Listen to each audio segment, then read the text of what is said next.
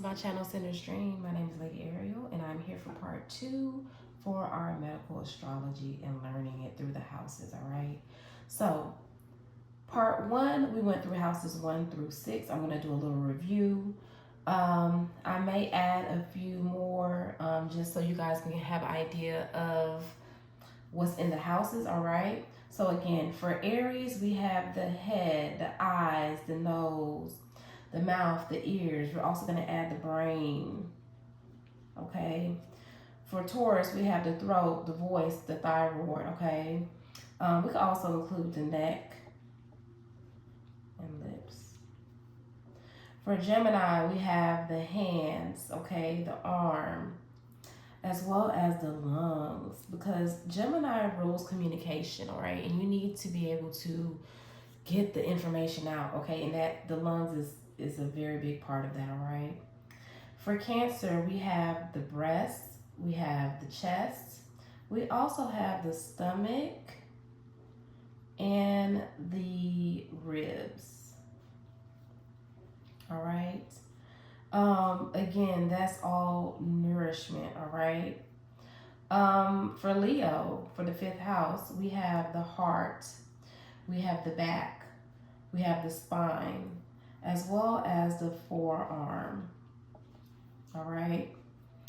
For Virgo, the sixth house, we have the intestine, we have the gut, as well as we could also add the lower spine, as well as the fingers and spleen. All right. And also, part one, we went through the AC and the DC line. AC stands for ascendant, which represents yourself. Okay. Hence why it's next to is where the first house is, all right? Which is your self identity, who you are, okay? Um, and also, the first house represents your rising sign in whole sign astrology. And this is where in your lifetime you are to rise up to your rising sign, okay? So it's all about self, all right? The DC line, which is the opposite, is about other people, okay? Other people, other relationship, other partnerships, hence why it's where the seventh house is, between the sixth and the seventh house, all right, which rules, partnerships, relationships, business relationships. But in medical astrology, the seventh house is Libra, which houses the kidney, your skin as a whole, and your lumbar region. All right, that's Libra, okay? Next, we have the eighth house, which is Scorpio. Let me see how I can write this. Okay. Scorpio in medical astrology is where is ruled by the bladder, okay, as well as the anus and appendix. All right. For the ninth house, all right, we have, let's see, Sagittarius. We're going to do Sag to keep it short. And that is where the hips is ruled, as well as the thighs, your nerves, and your arteries. And also, well, let me get to the 10th house and then we'll talk about the MC line. So we have Capricorn. We also have the MC. For Capricorn, it's ruled, let's see, the knees, joints, teeth, and also the skin. So you gotta think Capricorn is like it needs a strong foundation. Like your knees have to be strong, your joint, your teeth, anything that is like hard. That's where Capricorn rules. All right, and it's your MC is also where what you're known for is in your career. All right. Um, that's why it's between the 10th house and the ninth house. All right. So depending on where your MC is, this is what you're going to be known for, okay? Next, we're going to move on to, the IC. So the IC down here, which is the opposite of the MC, this is where your childhood lies, okay? Your private life, all right? And you can think of it like where your home is, because the fourth house is ruled by the home, and then the third house is early education, early childhood, your siblings, your cousins, your neighbors, those who you grew up with. All right, so that's where the IC lies. Okay, it's the direct opposite of the MC, which is what you're going to be known for in like your career. Okay, your legacy. All right. Now we're going to move on to Aquarius, which is aqua, okay, which is where your legs, your ankles, circulation, as well as your circulation of blood, okay.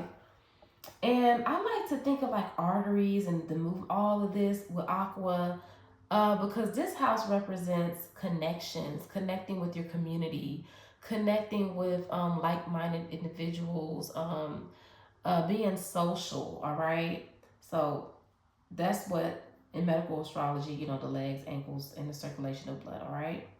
Next, we have Pisces. Okay. And that is with the feet, okay, as well as the toes, the lymph system. All right. And when you really put all this together, it's almost like the head, how the body just turns like this. So it's the head. It's like where you lay your head, almost like in a fetal position almost. So we start off with the head, okay? Then we have the throat, the hands, the breast, the heart, your back, your small intestine, the kidney, the bladder, the hips. All of it just comes together, all right? Now, again, in medical astrology, depending on if you use whole signs or Placidus or whatever, I like to use them all for different things, okay? But I mostly use whole sign astrology, which again places the rising sign in the first house. Okay, not everyone's rising sign is Aries, but Aries rules that house. All right, Aries could be anywhere in your chart, but just know that in astrology, the first sign, okay, which is the youngest sign, okay, is Aries. All right.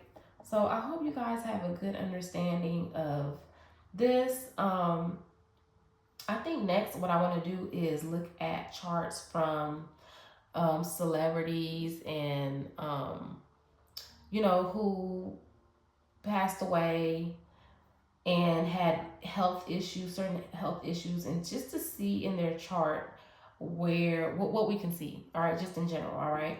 So if you guys, you have a favorite celebrity, that you admire, and you would like for me to look at their chart, just put their name in the description box, and the next video I will do their chart. Okay. Again, you're not just one sign. Okay. All of this is what makes you you. Okay. These are energies. You have to respect the energies. All right. There's we don't just come here just to come here. All right. These energies are meant to teach you something about yourself. That's why everybody's chart looks different. No one's chart looks the same. We come here at different times. Okay. We're born in different places. Okay. that's what makes you you. Again, so if you're interested in a birth chart reading, all right, or any reading at all, you can book me through my website, okay, which is at formysisters .org, all right. And also, if you have not gotten my book, all right, Mend My Heart, it is available on Amazon and Kindle, all right. And this means so much to me, you guys.